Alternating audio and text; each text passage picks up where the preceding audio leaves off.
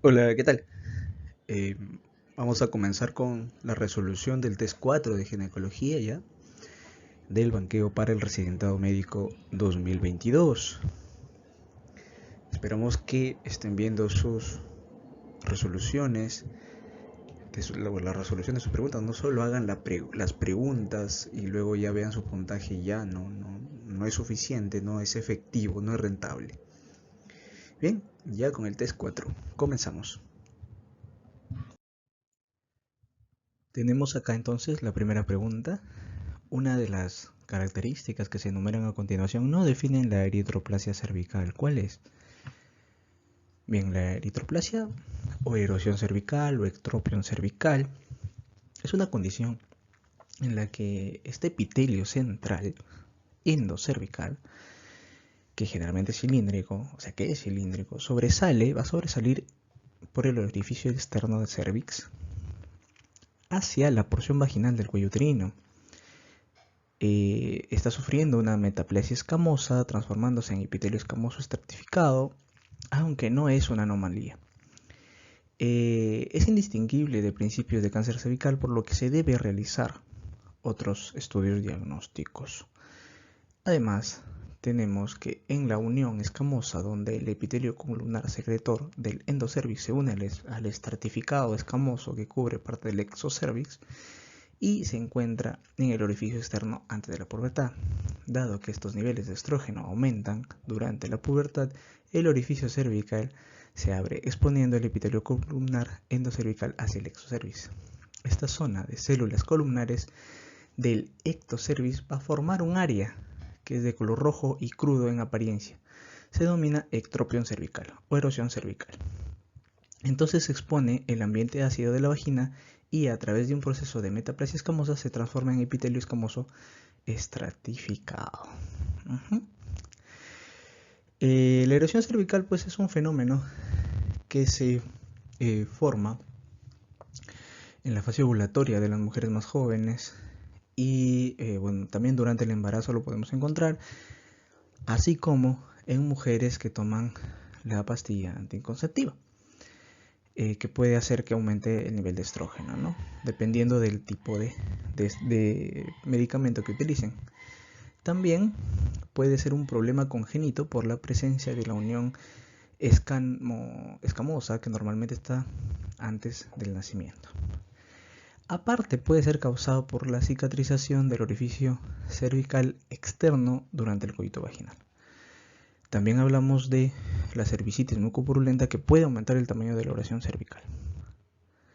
Esta erosión cervical puede estar asociada con una excesiva pero no purulenta descarga vaginal por la razón de la mayor superficie de este epitelio columnar que contiene las glándulas secretoras de moco. También se puede dar un sangrado poscoital cuando los vasos sanguíneos están presentes en el epitelio columnar y pueden ser traumatizados fácilmente. ¿Ok? Entonces, recuerden que esta zona es casi constante, esta zona de epitelio plano, hay una metaplasia escamosa y es mucho más rara la falta total de este epitelio. El tejido conjuntivo con sus vasos ocupa la superficie de la lesión, lo que se denomina erosioera. Así que la clave aquí es la C.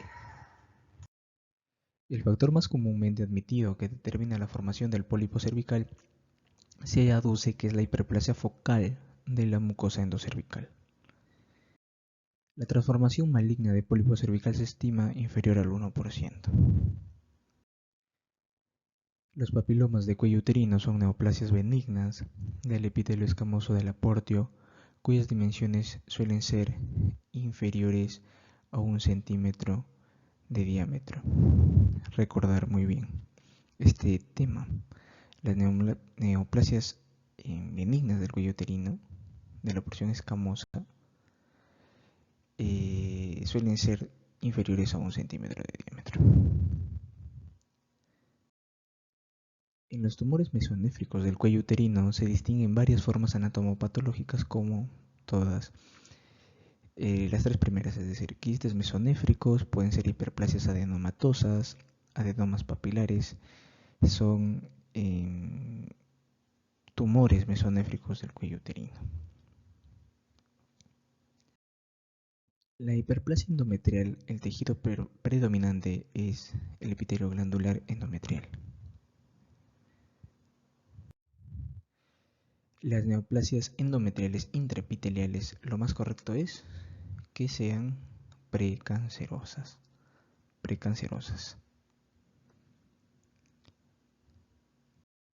El tratamiento de la hiperplasia atípica en pacientes posmenopáusicas. En el test 1 tuvimos una paciente así, posmenopáusica con hiperplasia atípica, y el tratamiento ¿cuál era? Histerectomía total con doble anesectomía. La distribución racial de los miomas los hace más prevalentes en los grupos raciales. En la gente negra, la distribución de los miomas es más prevalente. La gestación provoca en los miomas uterinos una estabilidad clínica.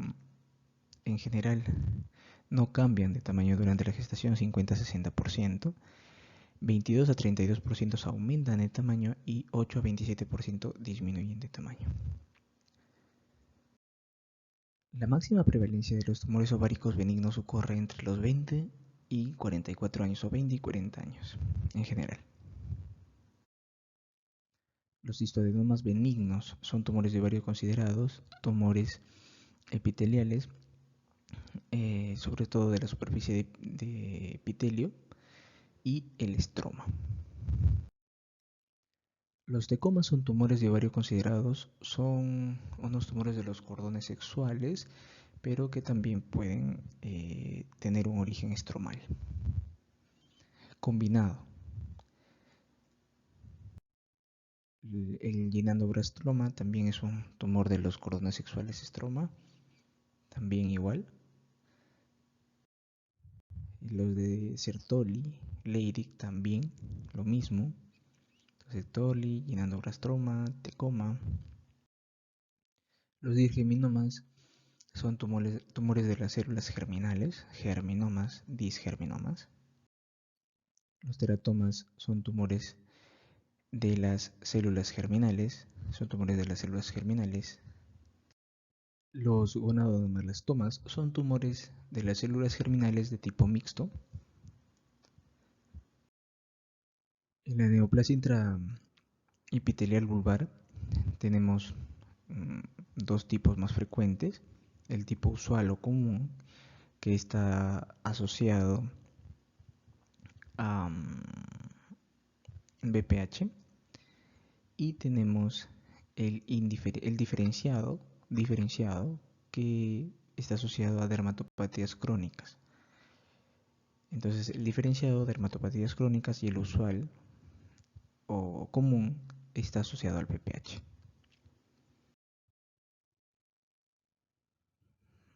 Menos de la mitad de los cánceres de vulva están asociados a BPH.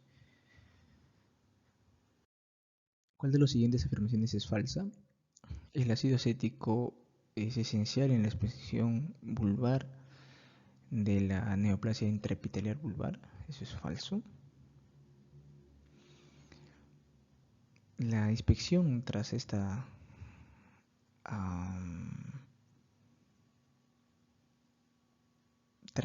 aplicación de ácido acético puede evidenciar estas reacciones que facilitan el diagnóstico, pero en ocasiones la intensa queratinización epitelial confiere poco o nulo valor a este procedimiento. Entonces, no es algo esencial en el diagnóstico. Lo que sí es cierto es que las lesiones pueden ser maculares, pueden ser papulares, pueden ser unifocales o multifocales, puede ser blanco, pigmentado o rosado, y en un elevado porcentaje estas lesiones son asintomáticas. Eso es cierto. Respecto al tratamiento destructivo de esta enfermedad del VIN, señale la respuesta falsa. La destrucción epitelial recomendada de una profundidad de 2 milímetros sería la respuesta más falsa. ¿Por qué? Porque el tratamiento destructivo de lesión, si es el láser CO2, provoca mínimo daño. Es el tratamiento de lesión también de lesiones multifocales. Esas tres alternativas son correctas. Con respecto a los 2 milímetros, cuando se trata de áreas mucocutáneas no pilosas, la profundidad es de 2 milímetros. Sin embargo, cuando el tratamiento es de áreas pilosas, se debe incluir la epidermis que acompaña a los folículos pilosebáceos. Entonces aquí estamos ante una área pilosa y esto supone una destrucción de la dermis papilar subyacente con una profundidad mínima de 3 milímetros. Es por eso que la clave es errónea. 3 milímetros para ocupar la dermis papilar subyacente. Bien, acá tenemos una pregunta donde hay dos alternativas posibles, o sea que se oponen.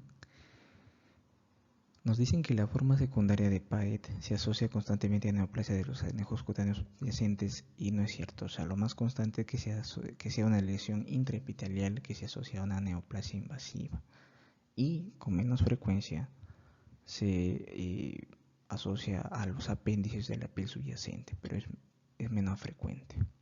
Las otras dos alternativas son correctas. Señale la respuesta correcta respecto al BIN es que el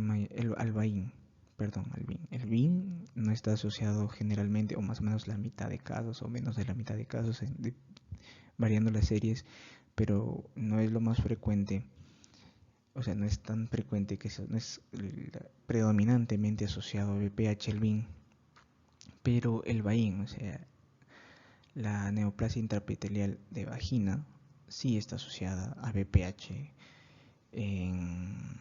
con gran distribución, igual que la neoplasia intraepitelial cervical.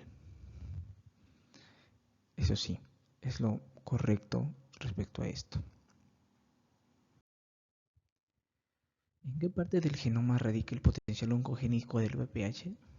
Una pregunta sobre el potencial oncogénico son los genes E, sobre todo el gen E6 y E7. El oncogen E7 interactúa con la proteína del retinoblastoma, que van a impedir que la célula entre en fase S y continúe replicándose.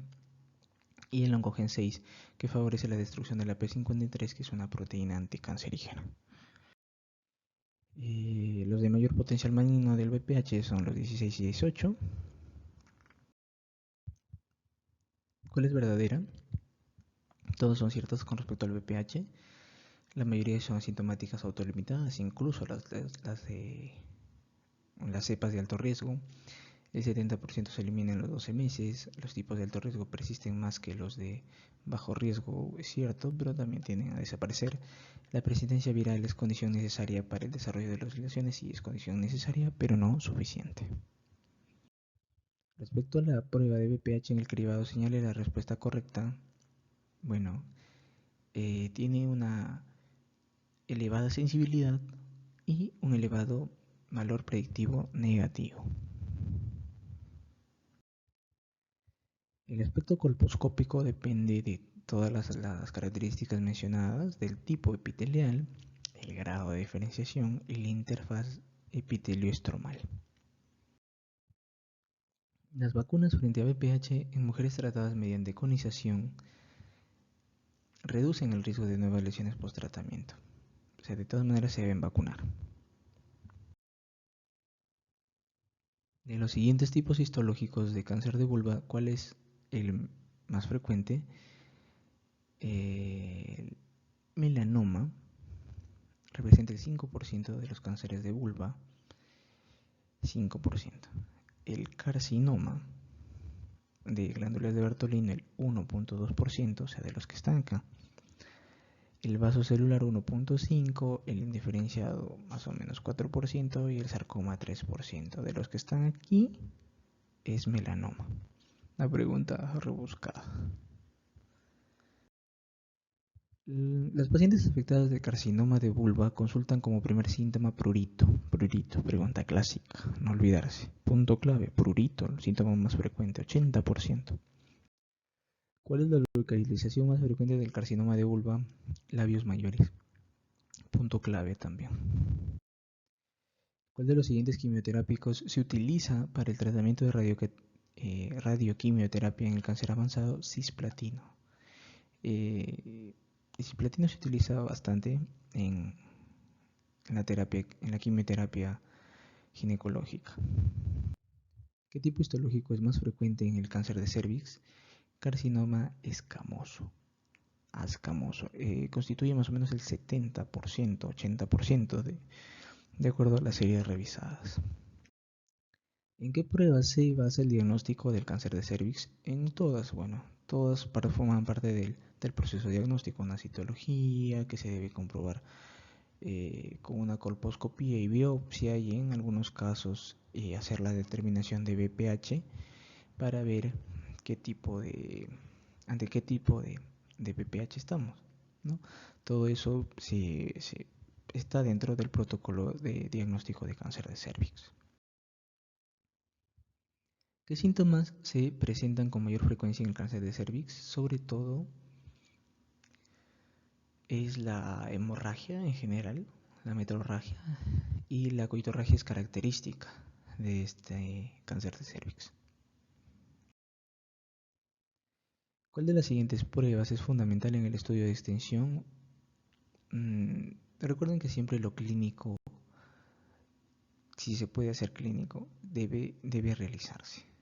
La alternativa que incluya clínica la mayoría de veces va a ser cierta. En apéndice, por ejemplo, de una apendicitis en niños, que lo más esencial, exploración, ¿no? Entonces, esa es una manera de afrontar las preguntas si no se está seguro de la clave. Si te dicen que hay exploración clínica, es porque la exploración clínica es muy importante para un médico general y por eso quieren hacer hincapié en esa pregunta. Aquí también exploración ginecológica, inspección de cervix obviamente y el tacto vagino-rectal. Son cosas fundamentales en el estudio de cáncer de cervix. ¿Cuál de las siguientes pruebas es más útil para la detección de metástasis en el cáncer de cervix avanzado? De las que están acá, el PET es la mejor, la más útil. ¿Por qué?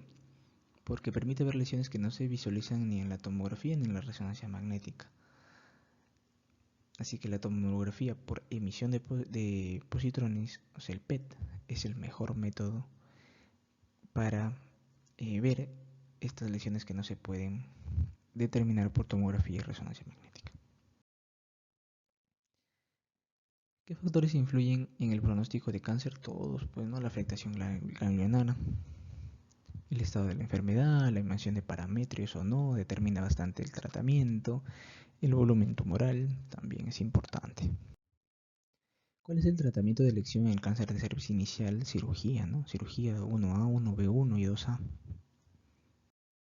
Estadio 1A1. ¿Qué tratamiento está indicado? Bueno, puedes hacer esterectomía simple si los deseos genésicos están cumplidos o conización si no. Así como orientación para el examen. ¿Cuándo está indicada la radioterapia? En todas las opciones, por ejemplo, si la cirugía fue incompleta, si hay ganglios linfáticos afectados, voy a hacer radioterapia, si la infección es profunda, si el tumor es voluminoso. En general, si hay criterios de mal pronóstico, pues la radioterapia entra a tallar. ¿Cuál es el tratamiento de elección en cáncer de cervix avanzado? Ya la cirugía, pues solamente hasta el estadio 2A. De ahí es bastante cuestionable hacerla y se prefiere la radioquimioterapia. El tumor maligno primario de la vagina más frecuente es el escamoso en vagina, también es escamoso. Se calcula que la edad media de aparición del carcinoma escamoso primario de vagina es 60 años. Además acá también se puede responder por técnicas, ¿no? Tengo 20, 25, 30, 35 y me ponen 60. Como que se sale, ¿no? Se sale de las otras, se sale del grupo, es la que resalta y es la que posiblemente sea la clave. ¿Qué factores pueden considerarse de riesgo de producción del carcinoma escamoso de la vagina? Todas. El papiloma, factor de riesgo, displasia cervical, cáncer de cervix, irritación crónica de la vagina, que es la otra causa de los cánceres de vagina. La edad de aparición de adenocarcinoma de células claras de vagina tiene lugar aproximadamente en mujeres jóvenes. Está asociado al dietilvestrol, la exposición intraútero de dietilvestrol. En las mujeres, células claras, el adenocarcinoma de células claras. ¿El sarcoma botrioide? Fue una pregunta de examen. ¿El sarcoma botrioide tiene lugar en qué edades? 6 meses y 16 años, ¿no? Entonces te pueden poner una lactante. En este caso clínico, como fue el caso de la pregunta de examen. El melanoma maligno de vagina tiene un pronóstico habitual malo. La tasa de supervivencia a los 5 años es del 5 a 15%. El melanoma maligno ya de por sí tiene una baja tasa de supervivencia en general. Así que podemos buscar como técnica de test la clave que se sobresale, 5 a 15%. Si yo sé que la supervivencia es muy poca en los melanomas malignos, ya acerté, ¿no?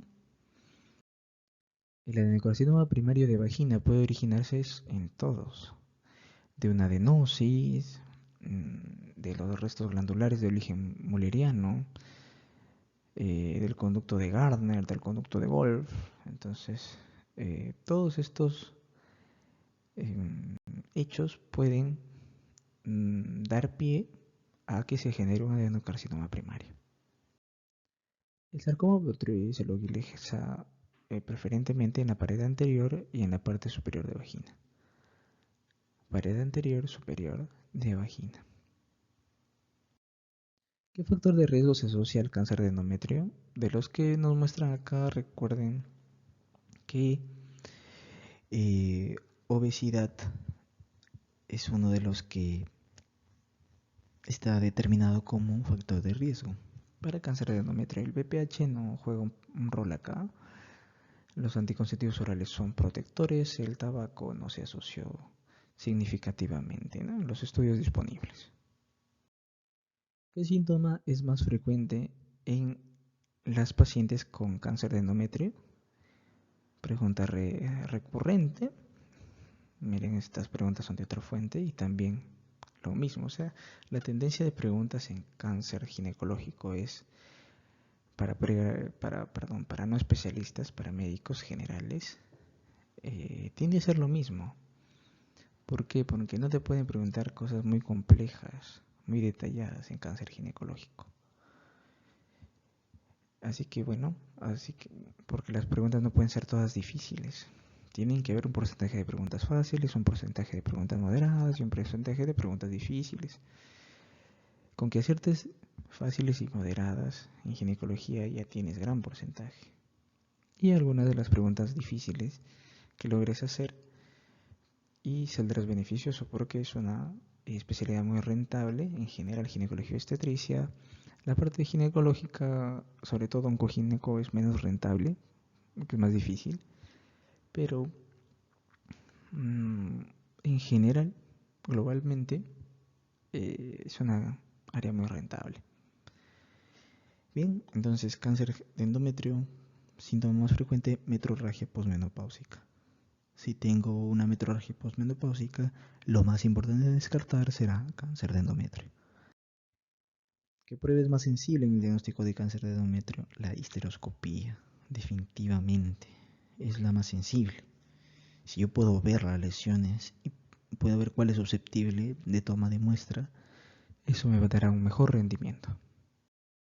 ¿Qué prueba tiene un mayor rendimiento en el estudio de la extensión de cáncer de endometrio? De las que están acá, la resonancia magnética va a tener un mayor rendimiento en el estudio de extensión de cáncer de endometrio, no en la evaluación inicial, porque en la evaluación inicial que va a poder una ecografía, una biopsia, y si hablamos de estudios de extensión, si hablamos de cáncer de endometrio.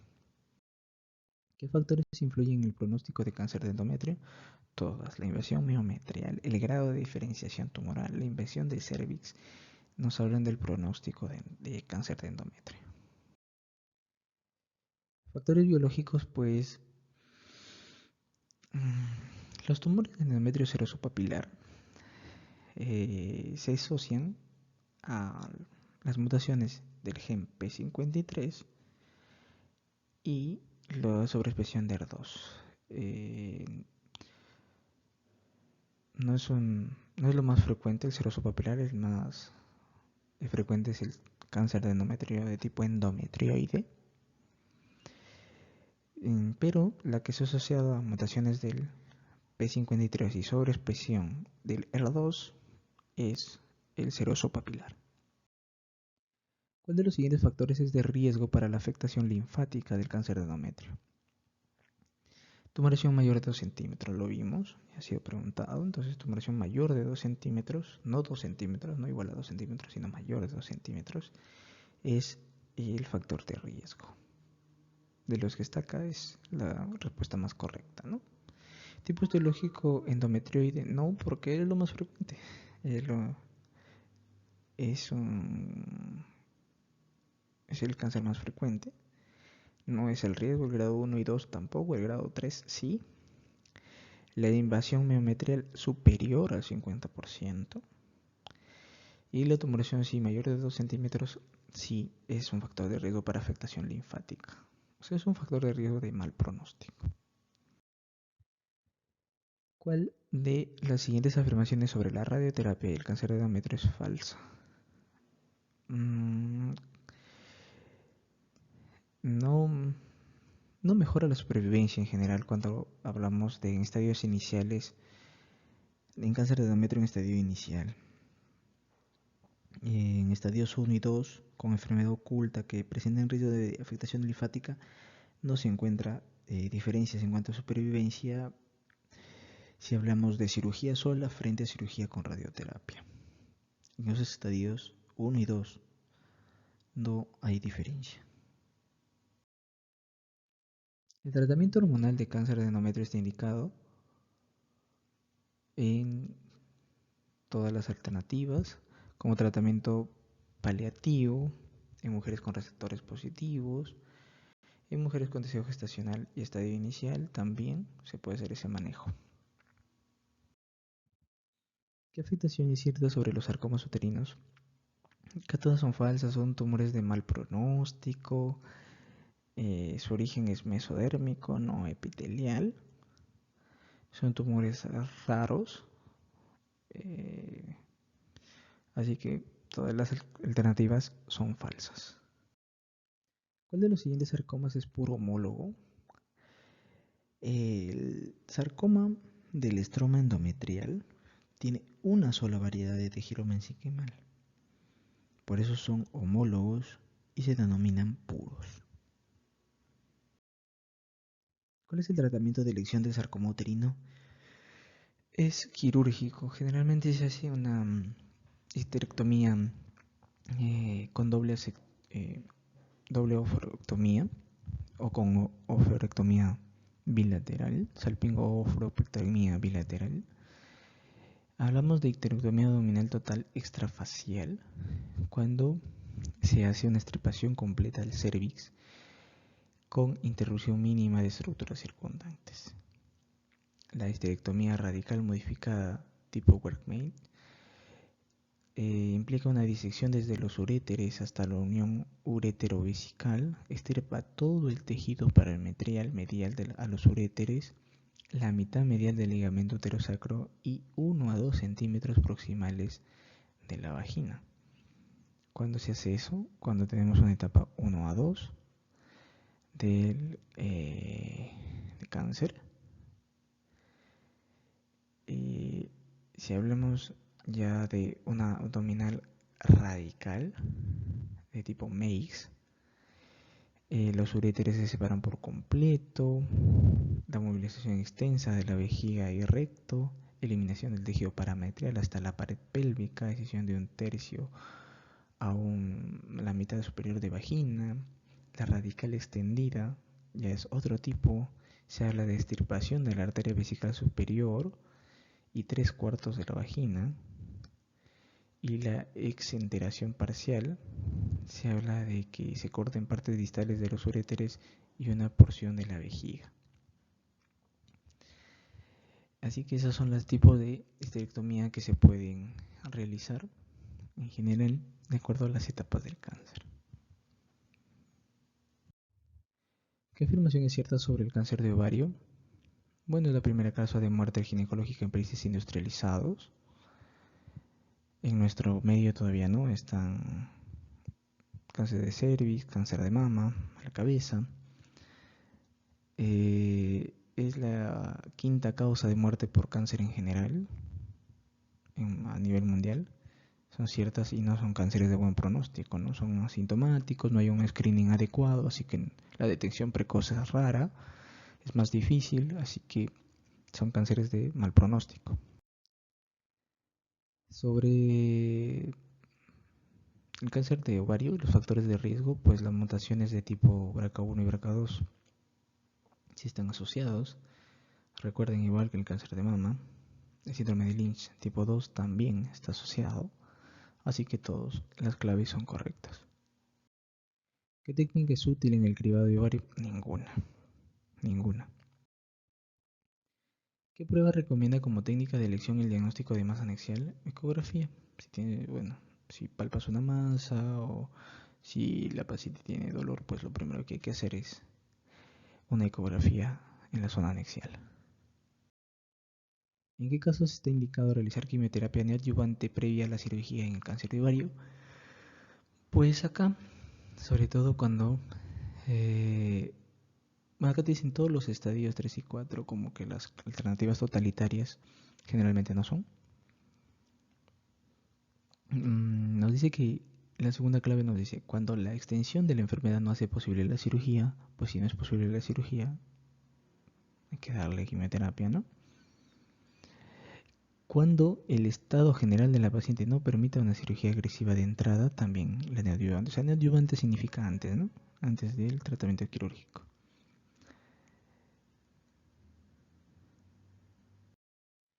¿Qué afirmación es falsa sobre los tumores epiteliales del ovario de bajo potencial maligno borderline? Mm, Son tumores más tempranos, entre 40 a 45 años. El cáncer invasor es un poco más, entonces, promedio de 50 años. Es de mejor pronóstico. Falta evidencia, no hay evidencia histológica de invasión, es cierto, por eso es bajo potencial maligno, es borderline. Los factores de riesgo son iguales que los del cáncer invasor, eso es cierto, o sea, los factores de riesgo en general para cáncer de ovario son los mismos, tanto del borderline como del invasor, pero la edad sí es lo que varía. Los tumores malignos primitivos de la trompa, eh, del tipo adenocarcinoma, son los más frecuentes. No han preguntado aún sobre tumores de trompa, podrían preguntar cuál es el más frecuente, así que es un punto clave a recordar. ¿Cuál de las siguientes afirmaciones sobre el cáncer de trompa es falsa? No es como el cáncer de endometrio, es mucho más raro. O sea, un 60 veces superior es el cáncer de endometrio al cáncer de trompa. El cáncer de trompa es bilateral, generalmente es bilateral, en más o menos un 30% de los casos. ¿Qué medida higiénica y de hábito de vida se ha mostrado claramente eficaz para controlar la mastopatía cíclica?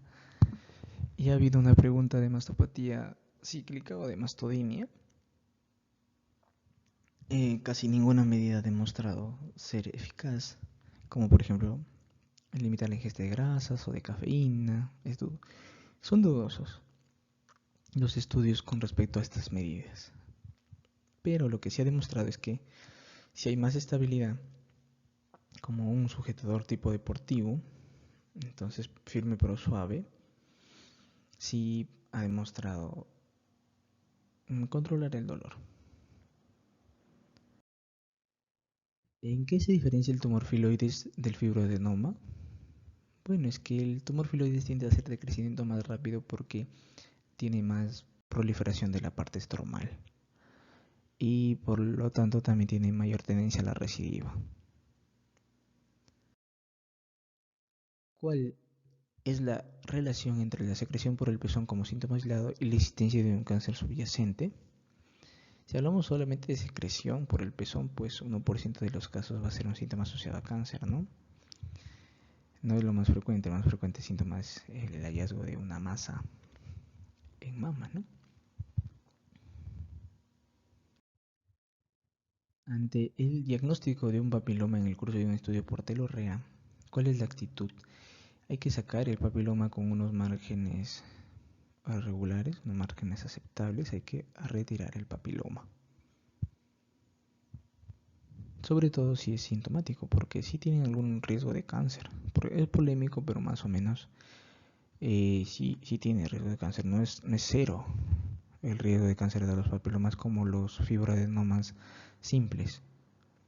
Aquí sí hay riesgo. Incluso los fibroadenomas complejos también tienen cierto riesgo, ¿no?, de hacer cáncer.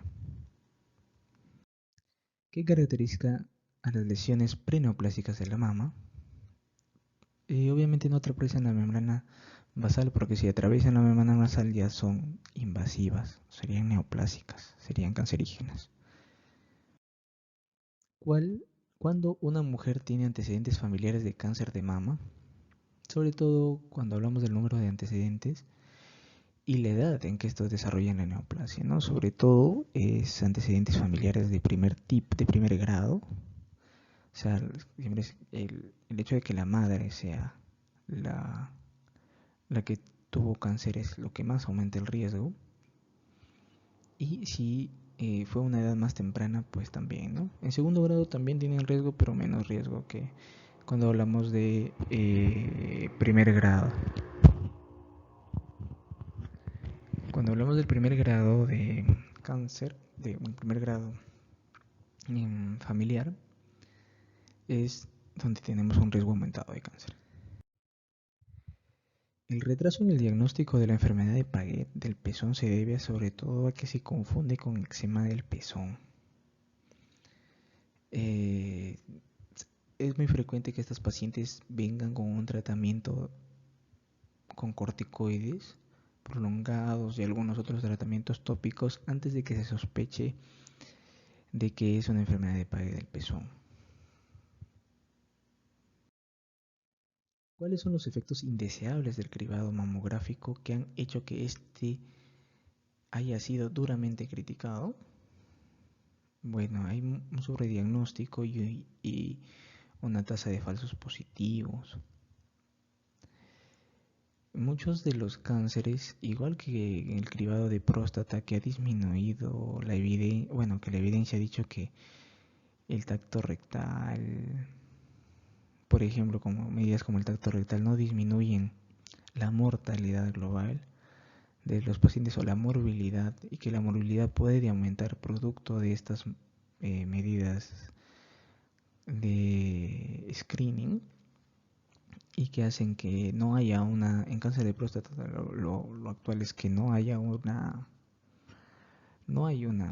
técnica adecuada, apropiada de screening como la mamografía, por ejemplo, en el cáncer de mama, ¿no?, que sí ha disminuido notablemente la mortalidad en cáncer de mama, aunque haya un sobrediagnóstico y una tasa de falsos positivos. Sí ha disminuido la mortalidad, la morbilidad también ha disminuido notablemente, porque diagnostica precozmente el cáncer. Pero el problema de que sea un diagnóstico muy precoz es que hay un sobrediagnóstico de lesiones que posiblemente no causen mayor medida, y una tasa de falsos positivos en los cuales se hacen medidas diagnósticas que en ocasiones pueden ser cruentas y que al final pues no son un cáncer, ¿no?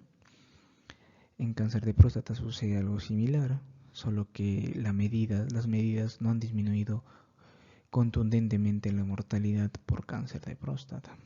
Es la diferencia. La mamografía sí ha disminuido contundentemente la mortalidad. Y tenemos la última pregunta. Si una paciente presenta una sintomatología y a la exploración sospechosa de cáncer de mama y ya tiene más de 40 años, ¿qué prueba solicitaremos inicialmente? Bien, no tenemos la opción de mamografía sola, ¿no? Bueno, si una mujer de más de 35 años tiene sospecha, se solicitará, dependiendo del contexto, pero en la gran mayoría, mamografía y también ecografía mamaria para caracterizar totalmente la lesión. Bien, y también revisar ambas mamas, ¿cierto? En cambio, si es menor de 35 años, dado lo poco frecuente de la neoplasia de mama y para ahorrar irradiación, Haremos primero una ecografía y luego, si es inconcluyente o sospechosa, una mamografía. Clave A.